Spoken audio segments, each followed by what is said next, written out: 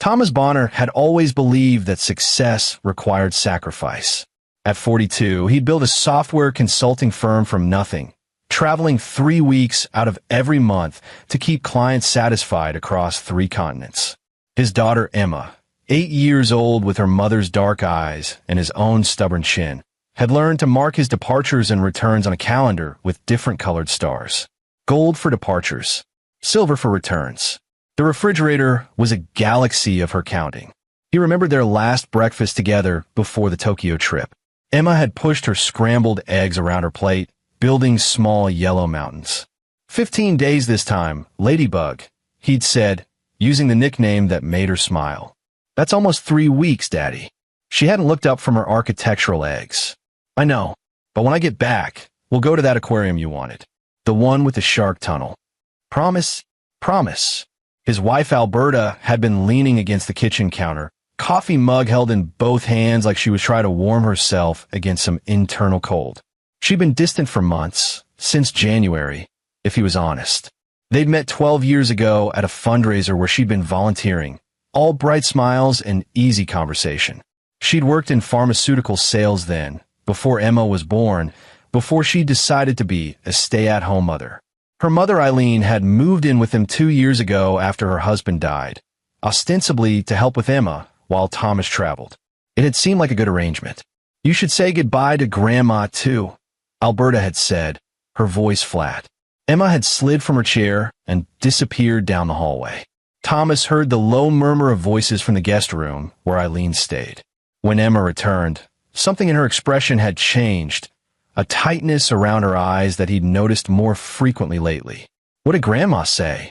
Thomas had asked. Just goodbye. He'd kissed Emma's forehead, inhaling the strawberry scent of her shampoo. Behave for Mom. I'll call every night. That had been 16 days ago.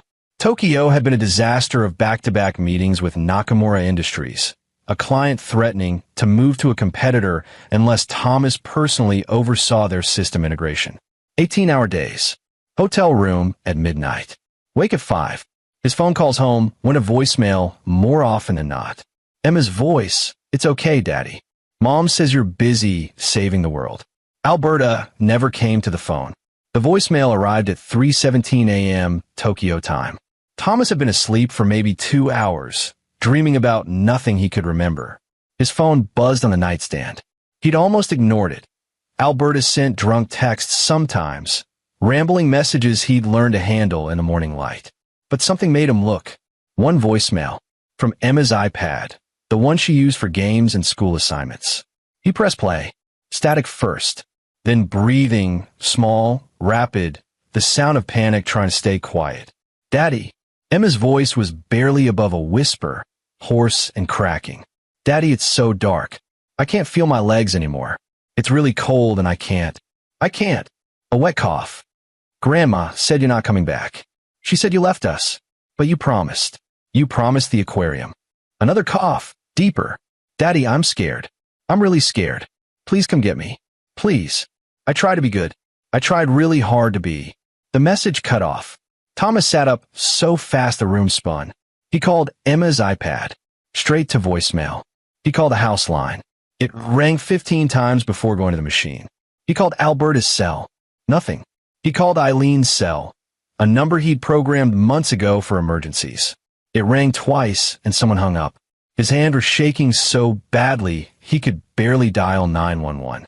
This is an emergency. My daughter. She left a message. She's hurt. I'm in Tokyo, but... Sir, slow down. What's your location? I'm in Tokyo, Japan, but my daughter is in Seattle. 4427 Riverside Drive. Her name is Emma Bonner. She's 8. She left me a voicemail saying she can't feel her legs, and it's dark, and please, you have to send someone now. The operator's voice shifted from routine to alert. Sir, stay on the line. I'm dispatching officers to that address immediately. Thomas pulled up flights on his laptop with one hand while gripping the phone with the other. The next direct flight wasn't for 6 hours. He booked it anyway, then found an earlier flight with 2 connections that would still take 14 hours total. He booked that too. He threw everything in his suitcase without folding, without organizing, just grabbing and shoving. Sir, officers are at the residence now. What do they find? I don't have that information yet.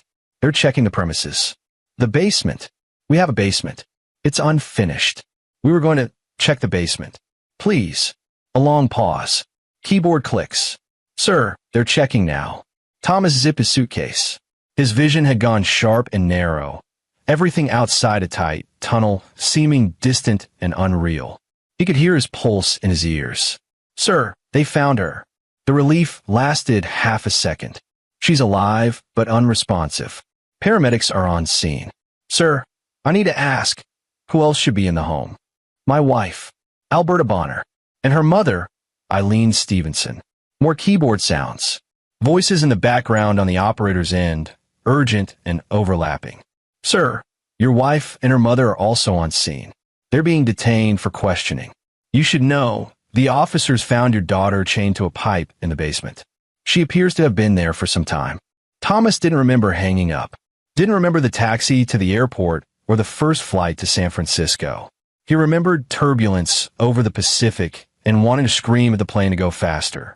He remembered a layover in a fluorescent terminal where he bought coffee he couldn't drink and stood at the window watching planes take off, over and over, each one not his. Dan McCarthy met him at SeaTac Airport, a homicide detective in his 50s with tired eyes and a weathered face that suggested he'd seen too many versions of human cruelty. He was holding a sign with Thomas's name on it, standing apart from the crowd of cheerful reunion seekers. Mr. Bonner?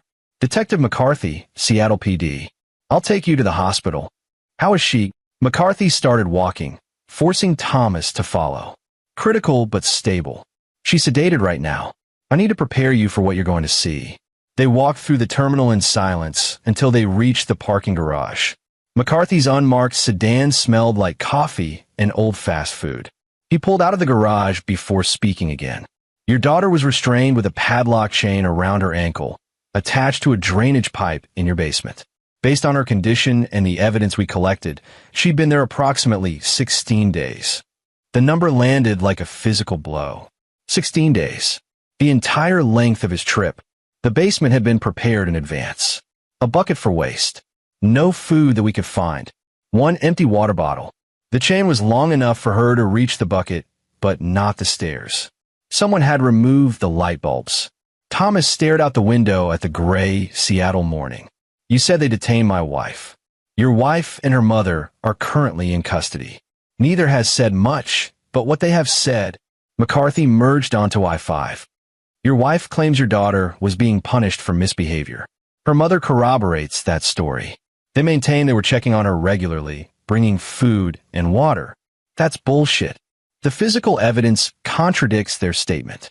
Your daughter is severely dehydrated and malnourished. She has pressure sores consistent with limited movement. The medical examiner estimates she had water maybe twice during the entire period, possibly less. Thomas closed his eyes, saw Emma pushing eggs around her plate, heard her voice. That's almost 3 weeks, Daddy. Had she known? Had Alberta told her what was going to happen? There's more, McCarthy said.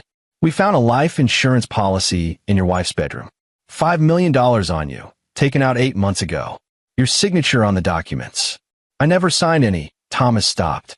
8 months ago, Alberta had brought in papers to sign for Emma's school, something about a field trip permission and health forms. He'd signed without reading closely, rushing to pack for a trip to Frankfurt. I thought they were school forms. We figured. Your wife also has a boyfriend. Roger West, 36, works at the same gym she goes to. Personal trainer. We brought him in for questioning this morning. He's claiming he didn't know anything about Emma. You believe him? McCarthy's jaw tightened. I don't believe anyone yet. But his phone records show he was in contact with your wife multiple times a day for the past 4 months, including the day you left for Tokyo and every day after until we showed up at his apartment. They pulled into Harborview Medical Center. McCarthy parked in a spot marked for police vehicles. Mr. Bonner, I need to be straight with you. This case is complicated. Your wife will claim she was disciplining Emma. That went too far, but wasn't intended to cause serious harm. Her lawyer, and she's already got one, Lewis Mills, good attorney, is going to paint this as a mental health crisis, postpartum depression that went untreated, isolation for being alone while you traveled. They'll say she snapped. She chained my daughter in a basement for 16 days. I know, and we're going to make sure she faces consequences. But I need you to understand how these cases work. We've got attempted murder charges filed, along with child abuse and endangerment. But if her lawyer can convince a jury this was a mental breakdown rather than premeditated, she could get a reduced sentence. Mental facility instead of prison. Out in a few years with good behavior. Thomas turned to look at the detective. And the grandmother? Eileen Stevenson. She's claiming she didn't know the full extent of what was happening. Says she thought Emma was just in her room, that Alberta told her Emma was being homeschooled temporarily and shouldn't be disturbed. We don't buy it, but proving she was complicit is harder than proving your wife's guilt.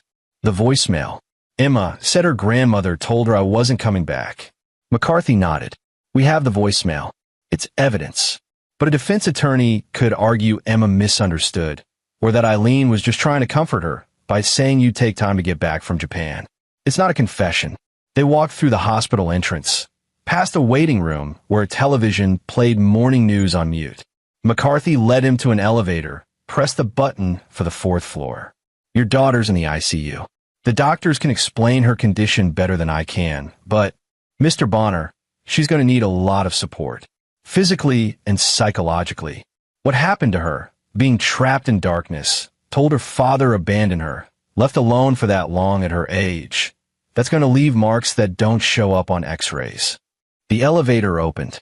A nurse at the ICU desk looked up as they approached, and her expression shifted when McCarthy showed his badge. She led them down a hallway where machines beeped and hummed, where other families kept vigil through glass walls. Emma's room was at the end. Through the window, Thomas could see his daughter in a hospital bed that seemed enormous around her small frame. For lines ran into her arm. A ventilator mask covered half her face. Her skin was so pale it looked translucent under the fluorescent lights. Jesus Christ, Thomas whispered. A doctor emerged from the room, a woman in her 40s with kind eyes and silver streaks in her dark hair. Mr. Bonner? I'm Dr. Jasmine Franklin.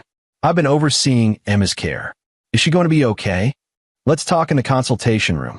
They sat in a small room with uncomfortable chairs and a box of tissues on the table. Dr. Franklin pulled up Emma's chart on a tablet. Emma is stable, which is the most important thing right now. But she's experienced severe trauma, both physical and psychological.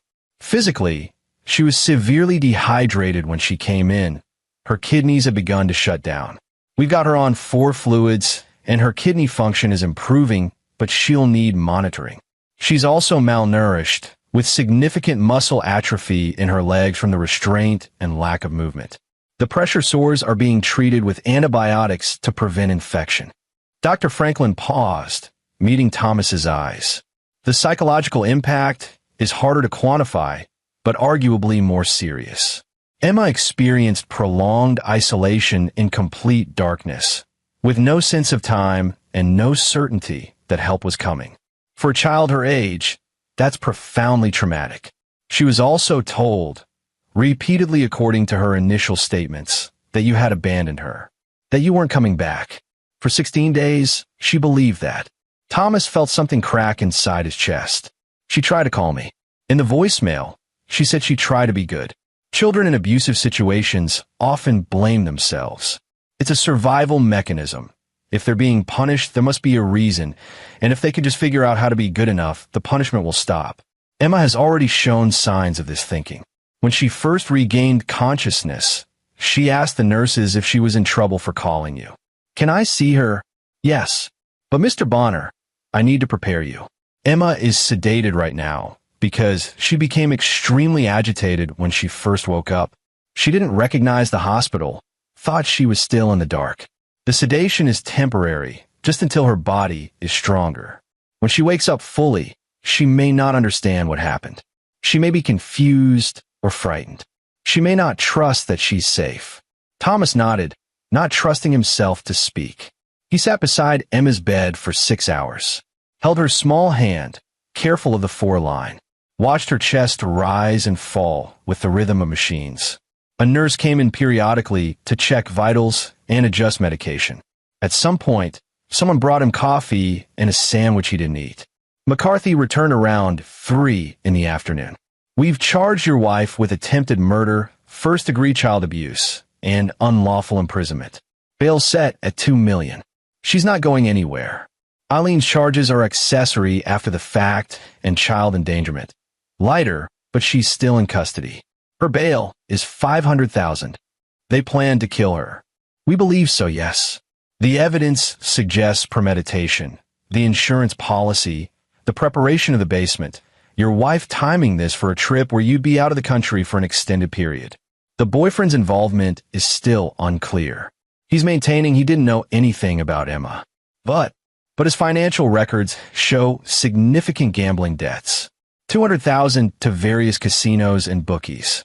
Your wife was making cash deposits into his account, small amounts over several months.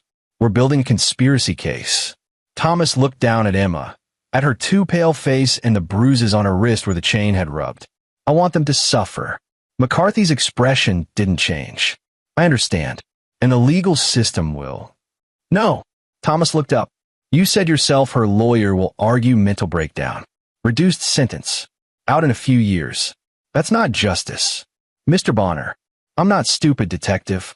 I know how this works. I know that people like my wife, people who look respectable and have good lawyers, they get second chances. They get sympathy. The jury hears about how hard it is to be a mother, how I was never home, how she was stressed and depressed, and it was just a terrible mistake that went too far.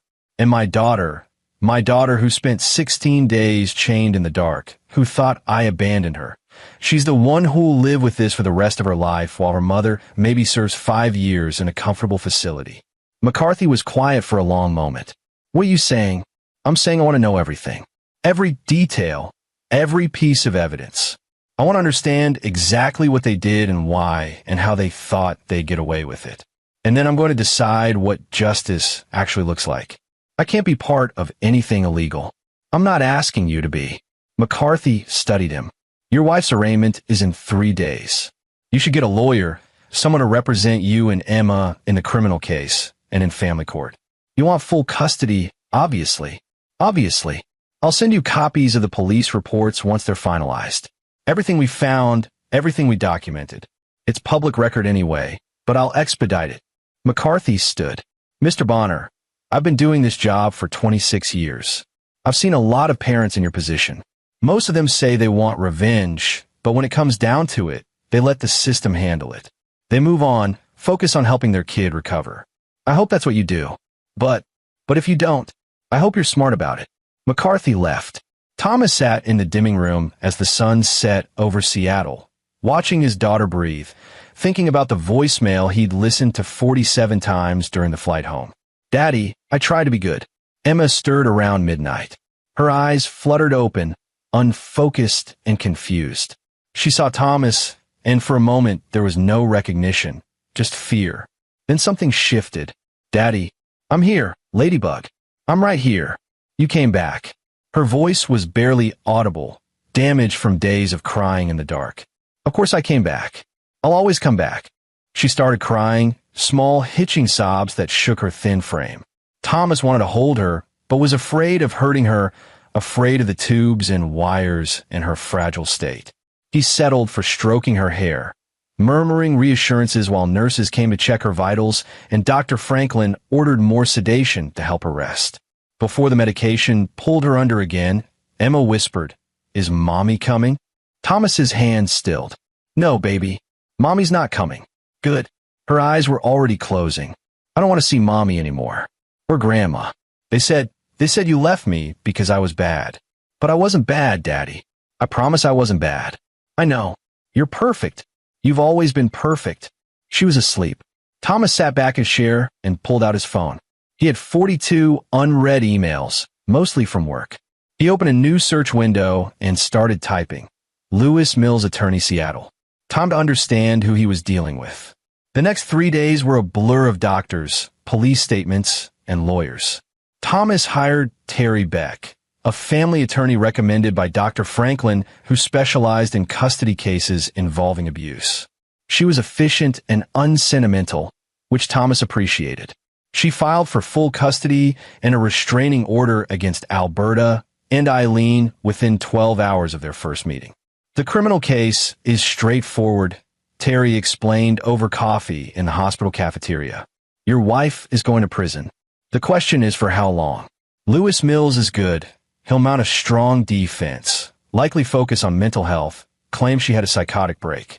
He'll put you on the stand and try to paint you as an absent father who drove her to desperation. I traveled for work. I provided for my family. I know, but he'll twist it. 3 weeks out of every month, never home for dinner, missing school events. He'll make it sound like abandonment. Then he'll find some expert witness to testify that prolonged isolation, meaning your wife's isolation, not Emma's, can lead to psychotic episodes.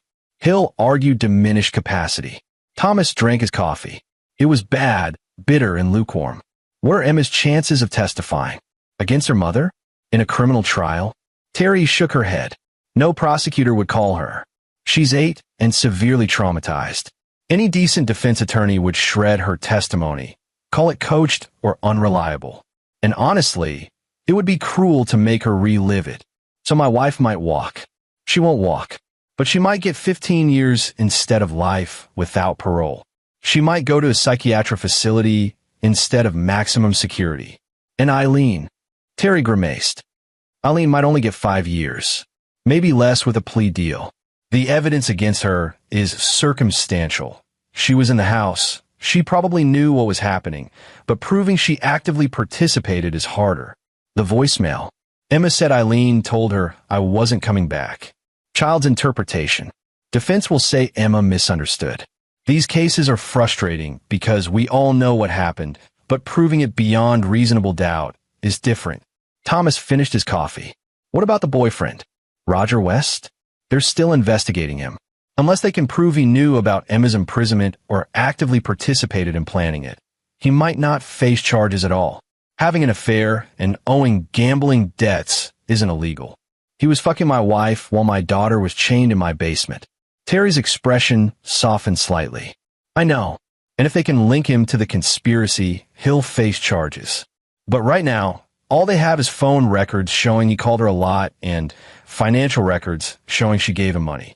His lawyer will say he had no idea about Emma, that he thought the money was gifts from a generous girlfriend. It's sickening, but it might work. Alberta's arraignment was held in King County Superior Court on a rainy Thursday morning. Thomas sat in the gallery, watching his wife of 12 years shuffle into the courtroom in an orange jumpsuit and chains. She looked smaller somehow, her dark hair pulled back severely, no makeup. She didn't look at him. Lewis Mills was exactly what Thomas expected. Expensive suit, silver hair, air of competent authority. He argued smoothly for bail reduction, citing Alberta's lack of prior criminal history, her ties to the community, her own declining mental health. Your Honor, my client is a devoted mother who experienced a severe psychiatric crisis. She has no history of violence, no criminal record. She cooperated fully with police. The state's characterization of this as attempted murder is inflammatory and unsupported by the evidence. This was a tragic case of mental illness manifesting in a deeply regrettable way, but it was not premeditated violence. The prosecutor, a woman named Stella Alexander, countered forcefully. The defendant removed light bulbs from the basement to ensure complete darkness. She purchased a padlock and chain weeks before Mr. Bonner's trip. She forged his signature on a $5 million life insurance policy. She told her daughter repeatedly that her father had abandoned her. This was not a psychotic break, Your Honor. This was calculated cruelty with financial motivation. The judge, an older man with glasses and a no-nonsense demeanor, didn't budge on bail. Alberta remained in custody. Eileen's arraignment followed immediately after, and her bail was similarly upheld. Thomas watched them both led out of the courtroom. Alberta still didn't look at him. Eileen did, briefly, and in her eyes he saw not remorse but resentment, as if this was his fault somehow, as if he was the one who'd ruined everything. He followed Lewis Mills out of the courthouse, catching him at the parking garage entrance. Mr. Mills, a word. The lawyer turned, wary. Mr. Bonner, I'm sorry for what you're going through.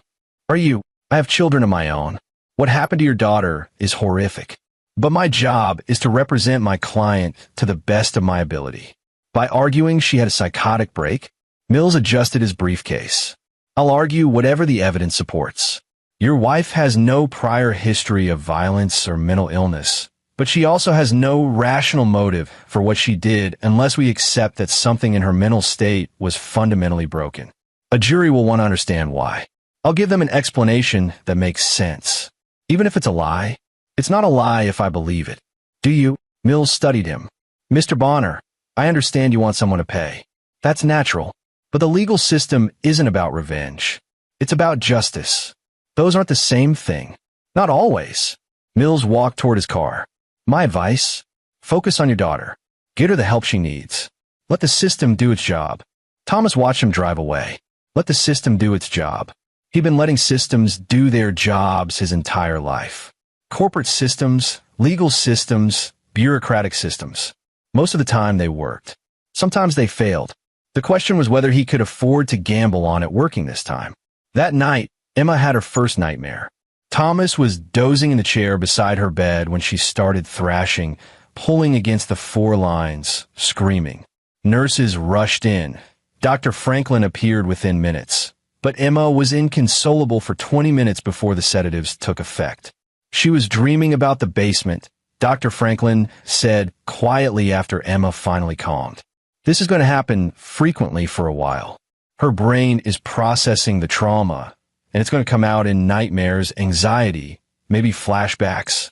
We'll start trauma therapy as soon as she's physically stable, but you need to prepare yourself for a long recovery.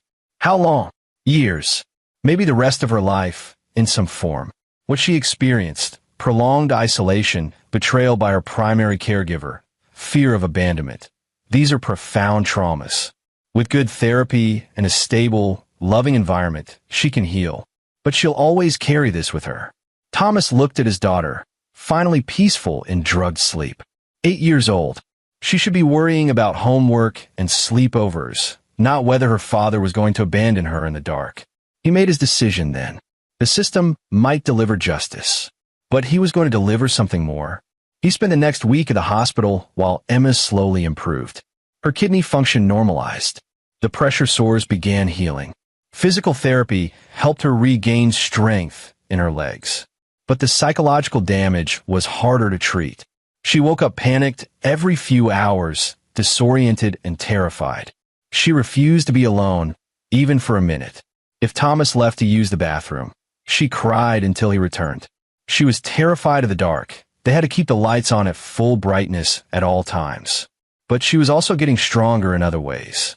On day 6, she asked what happened to her mother. She's not allowed to come near you anymore, Thomas said carefully. She did something very wrong, and she's going to be punished for it. Is she in jail? Yes. Emma was quiet for a long time. Good. On day 8, Detective McCarthy visited with an update. They were still building the case, but they'd found something interesting. Alberta's phone had been factory reset 2 days before Thomas returned from Tokyo, but forensics had recovered deleted text messages between her and Roger West. Most of it's what you'd expect from an affair. But there are a few messages that suggest he knew about the insurance policy. One text from her, sent the day after you left for Tokyo. It's done. 2 weeks max his response. You sure about the timing? Her. Better this way. Looks natural. That's conspiracy to commit murder. It suggests knowledge and involvement, yes. We've arrested West on conspiracy charges. His lawyer is arguing the texts are ambiguous, could refer to anything. But combined with the gambling debts and the money she was giving him, we're building a solid case. What about Eileen? McCarthy grimaced. Still just accessory charges. We've got circumstantial evidence, but nothing concrete. She's maintaining she thought Emma was just being homeschooled and disciplined normally. Without Emma's testimony, which no one wants to put her through, it's hard to prove otherwise. After McCarthy left, Thomas pulled out his laptop and started researching. Lewis Mills, Alberta Bonner, Roger West, Eileen Stevenson. He built files on all of them, backgrounds, financials, social media, everything he could find. Mills was 62, divorced twice, 3 grown children. Successful practice focusing on criminal defense, particularly white-collar crime and cases involving mental health defenses. Good reputation, expensive. Lived in a condo in downtown Seattle, drove a Tesla, vacationed in Hawaii every February. Roger West was 36, no kids, never married. Grew up in Tacoma, dropped out of community college, worked as a personal trainer at 3 different gyms in 5 years. Gambling addiction started in his 20s. He'd been sued twice for unpaid debts. His social media showed a carefully curated image of fitness and success that was completely at odds with his actual financial situation. Eileen Stevenson was 67, widow of Marcus Stevenson, who died of a heart attack 2 years ago. She'd been a nurse before retiring, specializing in pediatrics, which made her involvement even more disturbing. She'd worked with children, knew about child development and welfare, and had still participated in torturing her own granddaughter. And Alberta, his wife, the woman he'd married 12 years ago because she'd seemed kind and genuine and easy to be with. Thomas realized he'd never really known her at all. He'd been too busy building a company, traveling for clients, providing financial security. He'd thought that was enough. Thought if he made enough money, gave him a nice house and good schools and vacations to Disneyland, that was what being a husband and father meant. He'd been wrong. On day 9, Emma was strong enough to be discharged from the ICU to a regular room. On day 12, she came home. Thomas had spent 3 days preparing the house. He'd had the basement door removed and the entire space professionally sealed and remodeled, though he planned to sell the house as soon as Emma was ready. He'd hired a private duty nurse, a kind woman named Mindy Morrison who specialized in pediatric trauma recovery. He'd converted his home office into a bedroom for himself, so Emma could have the master bedroom, which had more windows and better light. That first night home, Emma wouldn't sleep in a bed. She insisted on sleeping on the floor with every light on, and Thomas lay beside her on blankets and pillows, holding her hand until she finally exhausted herself into unconsciousness. He lay awake for hours, listening to her breathe, thinking about his wife in a jail cell, and wondering if she was sleeping peacefully or lying awake with regret. He decided he didn't care which. Alberta's trial was scheduled for 4 months out. Roger West's trial would follow. Eileen had been offered a plea deal, 5 years with possibility of parole in 3, and her lawyer was advising her to take it. Stella Alexander, the prosecutor, called Thomas regularly with updates and to discuss strategy. "Your wife's lawyer is floating a plea offer," she told him 3 weeks after Emma came home. 25 years, eligible for parole in 15, in exchange for pleading guilty to second-degree assault and child endangerment.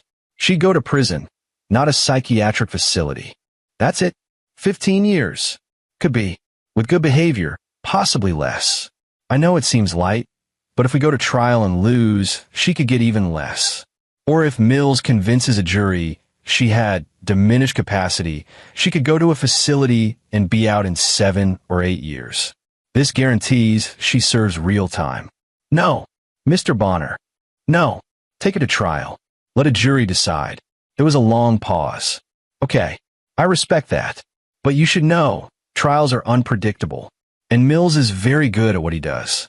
That night, Thomas made a phone call to an old college friend named Wilson Green, who'd gone into a very different line of work than software consulting. Wilson had started as a private investigator, but over the years had developed certain specialties. He didn't advertise, didn't have a website. You heard about Wilson through word of mouth, and only if you needed something that lived in gray legal areas. Tom Bonner. Been a long time. I need help. I heard what happened. I'm sorry. I don't want sympathy.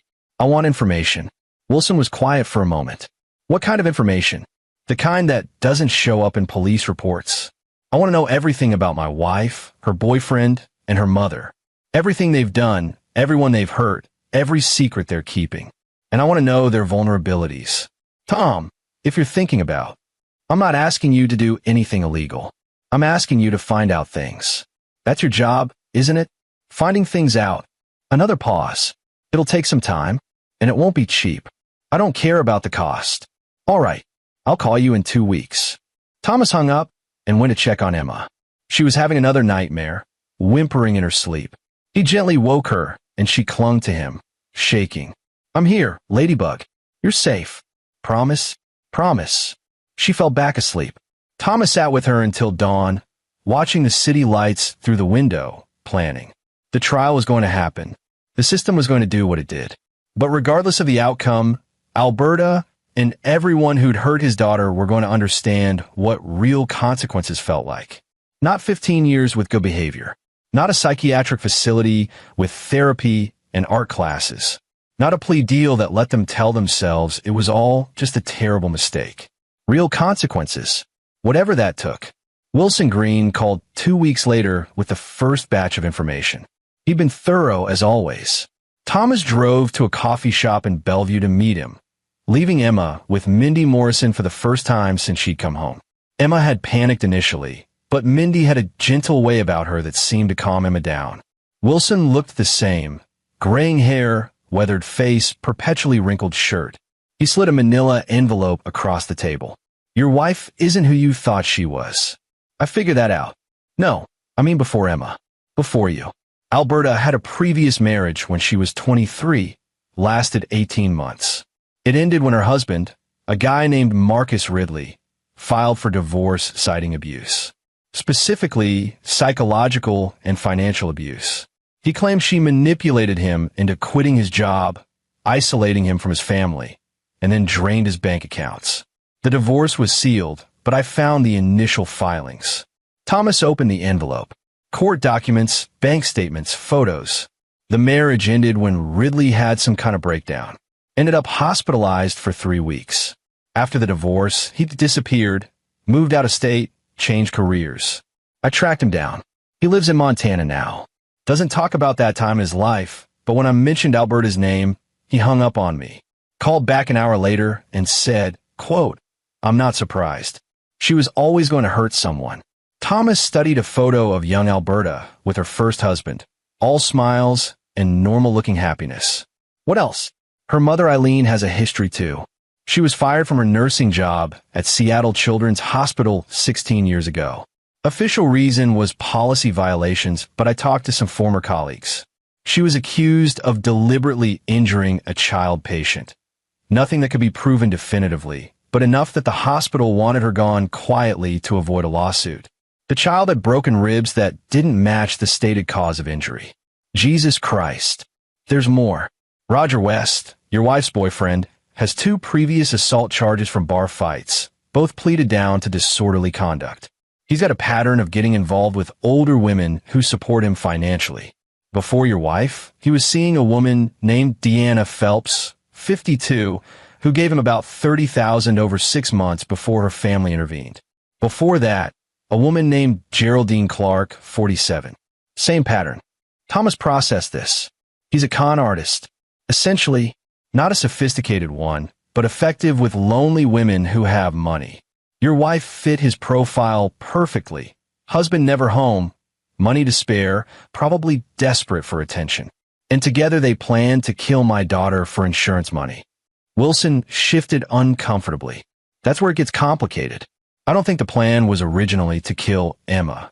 Thomas looked up sharply. What? The insurance policy was on you, not Emma. And the timing, locking Emma up while you were out of the country for 2 weeks.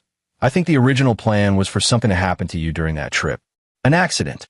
You're alone in Tokyo, working late, tragic fall or robbery or something that looks random. You die. Alberta gets $5 million, splits it with West to pay off his debts and set them up nicely. But I didn't die. Right. You came home, and Emma called you, which meant their window was closing. They had to let her out, which meant she'd tell you what happened. So they had to adapt the plan. Make it look like Emma died while you were gone. Neglect, maybe, or an accident in the basement. Then you come home to tragedy. Wife is devastated. Investigation happens, but ultimately rules it accidental death. Wife collects insurance, plays the grieving mother for a respectable period, then moves on with West. Thomas felt cold. They were going to kill both of us. Most likely. But Emma complicated things by surviving longer than they expected, and by leaving that voicemail, which meant police got there before she died. Classic plan falling apart because the participants weren't as smart as they thought they were. What about Lewis Mills? My wife's attorney. Clean, unfortunately. Good reputation, plays by the rules. He genuinely believes his clients deserve the best defense possible, even when they're obviously guilty, which makes him effective but also predictable. Thomas closed the envelope. What else do I need to know? Alberta has been talking to other inmates, bragging about how she's going to get off with a light sentence. Mills has convinced her that her mental health defense will work. She thinks she'll be out in a few years, says she'll get Emma back eventually because you were a negligent father who drove her to desperation. Rage, white-hot and clarifying, flooded through Thomas. She said she'd get Emma back. That's what my source inside heard. She's delusional, Tom. She genuinely believes she's the victim here. Thomas stood up. Thank you for this. What are you going to do? I don't know yet. But Wilson, if I need more help, the kind that goes beyond finding information, can you point me toward people who provide that kind of service? Wilson studied him. Don't do anything stupid. I won't do anything stupid, but I will do something permanent. The trial began on a cold Monday in March. Lewis Mills put on exactly the performance Thomas expected. Sympathetic, articulate, painting Alberta as a woman destroyed by circumstances. He called expert witnesses who testified about postpartum depression that could linger for years, about the psychological impact of social isolation, about how people under extreme stress could dissociate and commit acts they'd never normally consider. He put Alberta on the stand. She cried beautifully, describing how lonely she'd been, how abandoned she'd felt, how Thomas's constant traveling had eroded their marriage. She claimed she'd only meant to discipline Emma, that she'd checked on her regularly, that she'd lost track of time because she was having a breakdown. I never wanted to hurt her, Alberta sobbed. She's my daughter. I love her more than anything. I was just so lost, so confused. I didn't know what I was doing. Stella Alexander cross-examined ruthlessly, but Mills had prepared his client well. Alberta had an explanation for everything. The insurance policy? She'd been worried about their financial future if something happened to Thomas. The padlock and chain? She'd bought them months earlier for a shed project that never happened. The removed light bulbs? She thought Emma was afraid of the dark and left a flashlight with her. The flashlight was a lie. No flashlight had been found at the scene, but Mills had planted reasonable doubt. Roger West testified that he'd known nothing about Emma's imprisonment. Yes, he'd been having an affair with Alberta. Yes, she'd given him money, but he thought she was just being generous. He'd had no idea she was planning anything criminal. I feel terrible, West said, managing to sound sincere. If I'd known what she was going through, what she was doing, I would have stopped her. I would have called the police. More lies, but delivered convincingly. Eileen took a plea deal before the trial ended. 5 years, eligible for parole in 3. She'd serve her time in a minimum security facility, basically a comfortable prison with therapy and education programs. The jury deliberated for 3 days.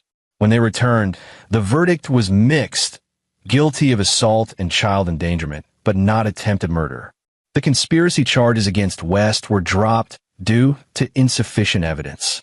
Alberta was sentenced to 12 years, eligible for parole in 8. Roger West walked free. Thomas sat in the gallery and watched his wife led away in chains, saw the small smile of relief on her face because it could have been so much worse, and knew that the system had failed. 12 years for torturing a child.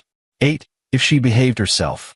Roger West collecting no consequences at all except a brief stint in jail before the charges were dropped. Outside the courthouse, reporters asked for his statement. He gave them nothing, just walked to his car where Terry Beck was waiting. I know this isn't what you wanted, she said. It's not what Emma deserved. We got full custody, permanent restraining order. Alberta will never be able to contact Emma again, even after she gets out. In 8 years, Emma will be 16. Alberta will be out of prison, and my daughter will spend the rest of her life looking over her shoulder, wondering if her mother is coming for her. Terry didn't argue because there was no argument to make. The system had done its best, and its best wasn't enough.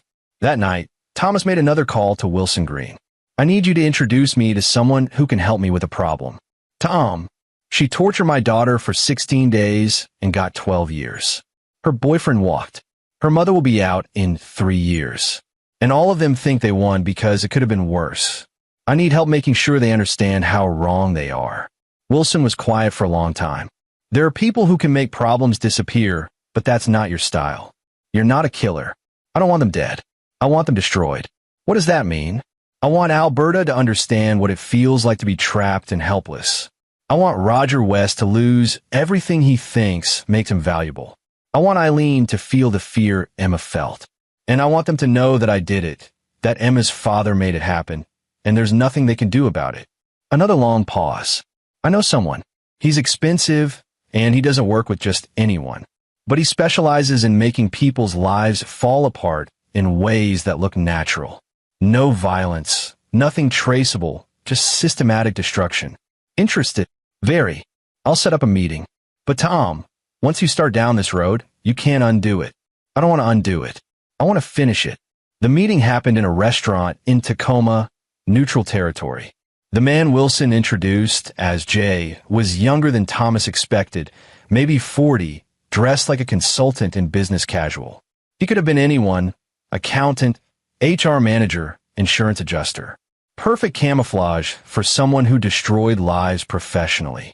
Wilson tells me you have a situation, Jay said, stirring sugar into coffee. Thomas laid out the story efficiently. Jay listened without interrupting, occasionally making notes on his phone. The way I work is simple, Jay said when Thomas finished. You tell me what you want the outcome to be, and I figure out how to make it happen. I don't do violence, don't do anything that creates evidence trails. What I do is find vulnerabilities and exploit them. Financial stress, social humiliation, legal problems, relationship breakdowns. I accelerate natural consequences until the target's life becomes unlivable. How long does it take? Depends on the target and the outcome you want. Some people fall apart quickly. Others are more resilient. But everyone breaks eventually if you apply the right pressure in the right places. I want Alberta to lose everything. Her appeal, her reputation, her sense of control. I want her to serve every day of her sentence afraid and isolated. That's doable. Prison is a controlled environment, which makes it easier in some ways. Inmates follow patterns. Guards can be influenced. Information can be spread. What specific outcome? Thomas thought about Emma's nightmares, about her refusal to sleep in the dark, about how she still flinched when anyone touched her unexpectedly. I want her to experience what she did to Emma. Isolation, fear, helplessness. Every day for 12 years. Jay made another note. Roger West, financial ruin, public humiliation. I want everyone to know what he is and what he did. I want him broke and unemployable and exposed. Easy enough. He's already got debt and a pattern of conning women. We just accelerate that, make sure his name gets attached to his crimes publicly, maybe add some legal problems that don't land him in jail, but make his life miserable. And Eileen, the grandmother, she'll be out in 3 years. What happens then? Thomas considered. I want her afraid, not physically harmed, but living in constant fear that consequences are coming. I want her to never feel safe again. Jay nodded. I can work with that. My fee is $200,000, half up front. It'll take approximately 6 to 8 months to fully implement across all 3 targets. You'll get regular updates, but no direct contact. Everything goes through Wilson. If at any point you wanted to stop, I stop, but the money's non-refundable. Done. They shook hands. Thomas transferred $100,000 that night through a series of accounts Wilson had set up specifically to be untraceable. For the next 6 months, Thomas focused on Emma.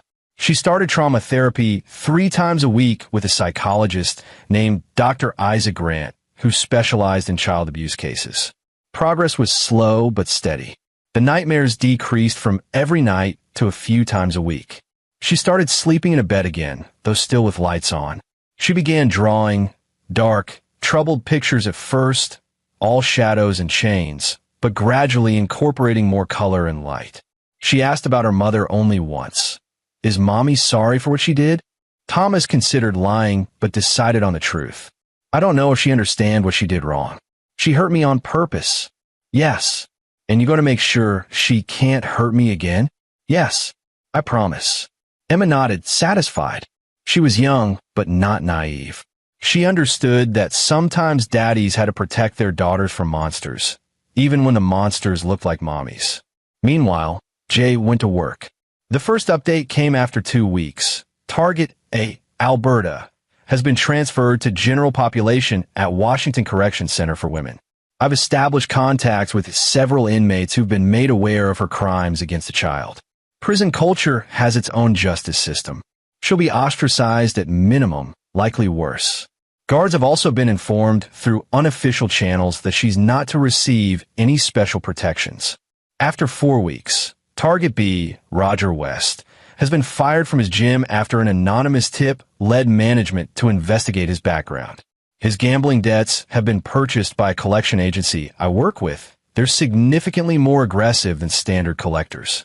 He's received 3 judgments against him in the past month, which tanks his credit score. Local news has also been anonymously tipped about his involvement in your wife's case.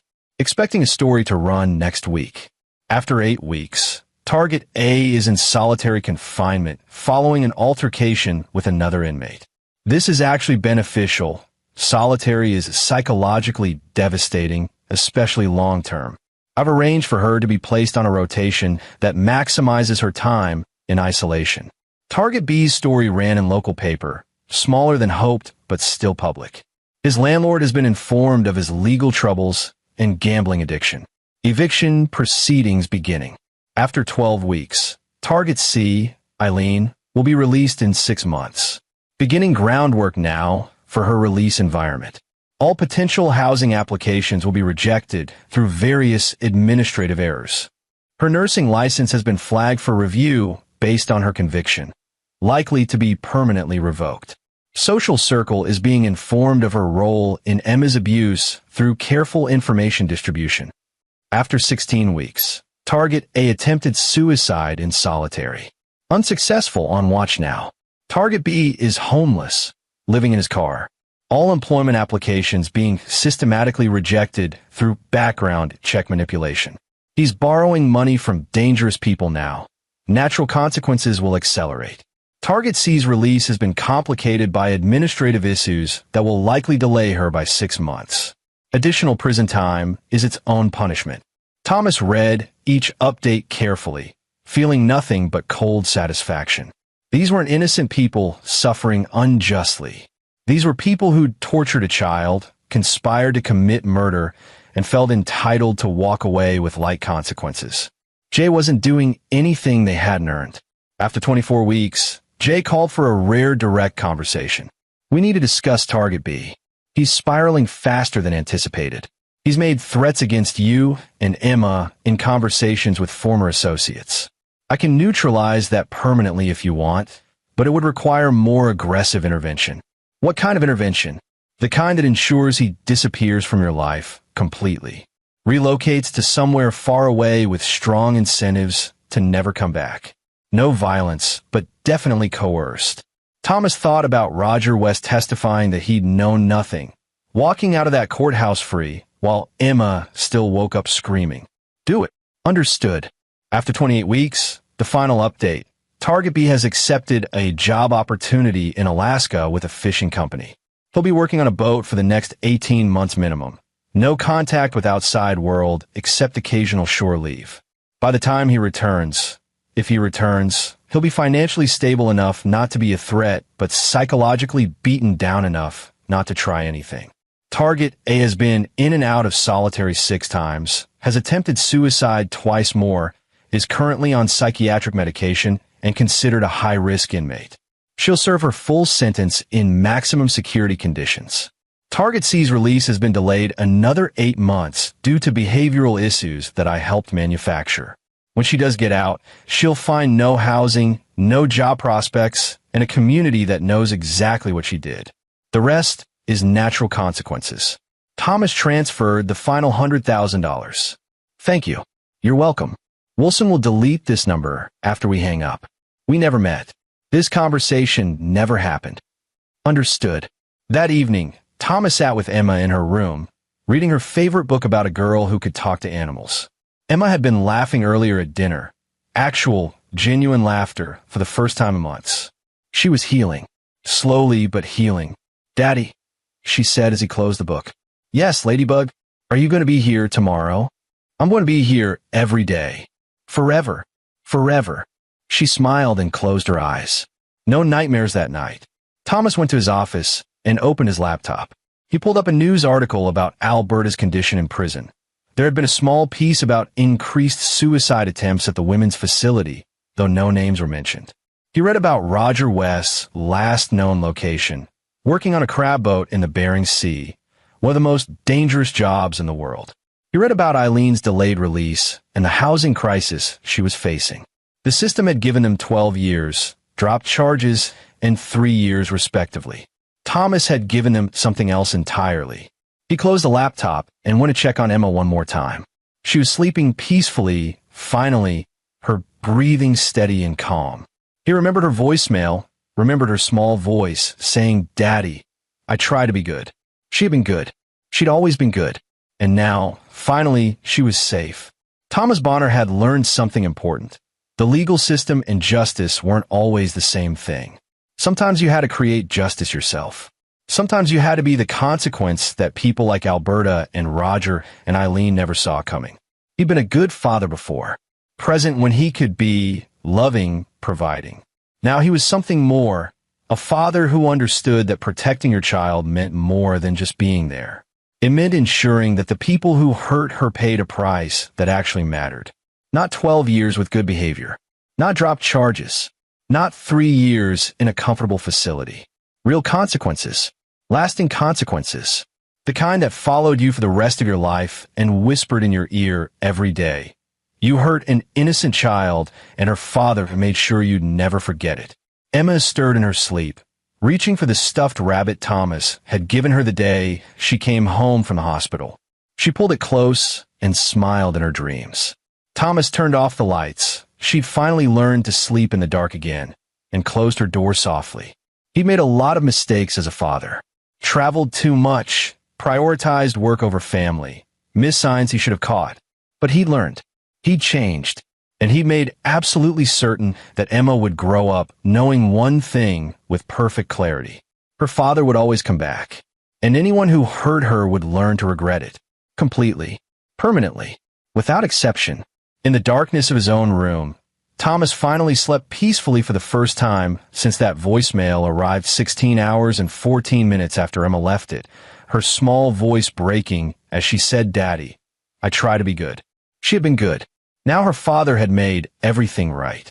Not through the system that had failed them, but through understanding that sometimes love meant being ruthless with the people who'd proven they deserved nothing less. Emma was safe. That was what mattered. Everything else was just consequences.